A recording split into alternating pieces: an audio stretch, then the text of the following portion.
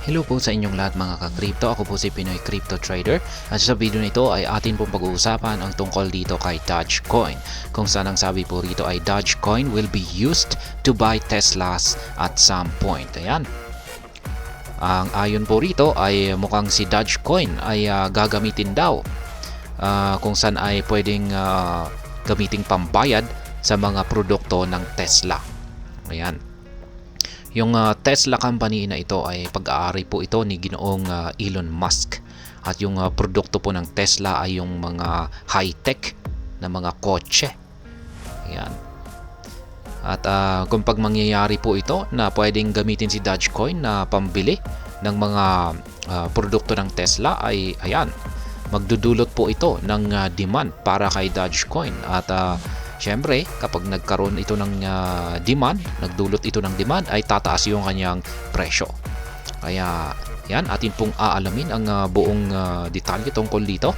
Pero bago po tayo magpatuloy, ay nais ko lamang po munang bigyang linaw ang aking disclaimer kung saan ang nilalaman po ng video na ito ay hindi po ito isang financial advice.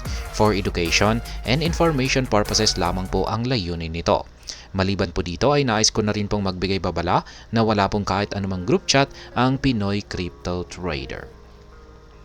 Ayan, sabi rito ay Tesla CEO Elon Musk revealed his intent to start accepting Dogecoin as official payment for Tesla cars at some point. Kaya ayan, mismong ang CEO ng Tesla na si Ginoong Elon Musk ang siyang nakapagsabi na mukhang uumpisan daw po nila ang pag-a-accept or pagtanggap kay Dogecoin bilang official payment or pwedeng gamiting pambayad sa kanyang mga Tesla cars.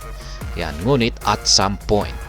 Yan, ibig sabihin ay hindi pa natin alam kung kailan. Yan, siguro ay ilalabas po nila, i-announce po nila kung kailan. Kaya ibig pong sabihin ay basta ito ay nasa hinaharap. On March 13, Musk was interacting with the public at the Berlin Gigafactory, a Tesla manufacturing plant, wherein an audience member asked if Tesla can be bought using Doge in the near future. Musk responded positively to the request. At some point, I think we should enable that. Kaya yan.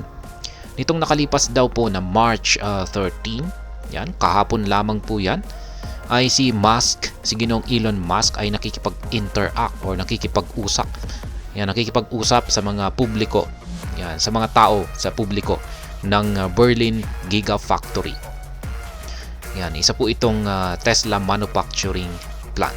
Ngayon ay meron pong isang member doon sa yan sa na nagtanong.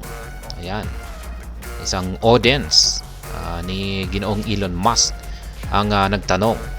Yan, kung ang Tesla nga ba ay tatanggapin ang Dogecoin bilang pambayad somewhere in the future or sa hinaharap. At yan naman ang naging kasagutan po ni Ginoong Elon Musk ay positibo. Yan, kung saan ang sabi niya ay at some point, ayan, ay sa tingin niya ay kailangan daw ito na mai-enable or i-allow po niya ito. Kaya yan, yun nga lang at hindi po niya sinabi. Basta sinabi niya at some point or darating yung tamang panahon ay yan, mai-enable po ito at magagamit po si Dogecoin bilang pambayad.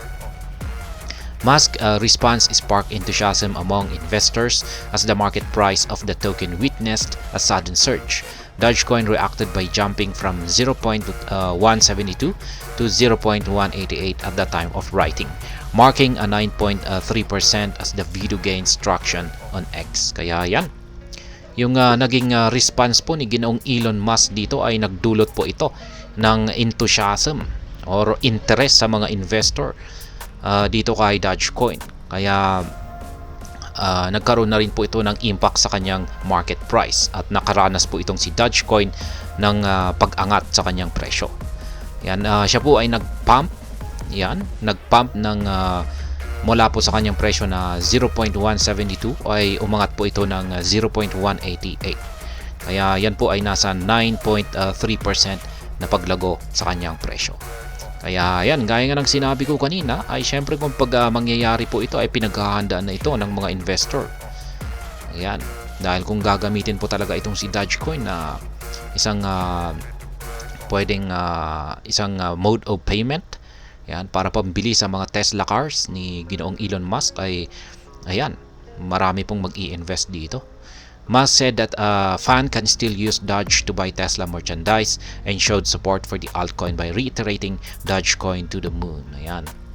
Nagdag pa ni Ginoong Elon Musk ay pwedeng gamitin itong si Doge na pambili ng mga Tesla merchandise. At nagpapakita pa rin po siya ng todo suporta dito kay Dogecoin. At yan, kanya pong sinabi rito na Dogecoin to the moon. Ayan, yan po ang latest na balita natin dito kay Dogecoin, kung saan ay at some point, yan, in the future ay pwede raw po siyang gamitin na pambayad dito sa mga high-tech na Tesla cars ni Ginoong Elon Musk. At ayan, hanggang dito na lamang po tayo sa video na ito. Sana po ay inyong nagustuhan ang aking paliwanag dito. Kung inyo po itong nagustuhan, pag-click lamang po ang like button nito. Para naman po sa mga bago lamang dito, kayo po ay aking inaanyayahan para mag-subscribe. Pag-click na rin po ang bell icon nito dahil ito po ang siya magsisilbing notification nito sa mga bago kong videos na aking pong ina-upload sa aking YouTube channel na ito. Marami pong salamat sa panonood, ingat po tayo lagi at God bless po sa ating lahat.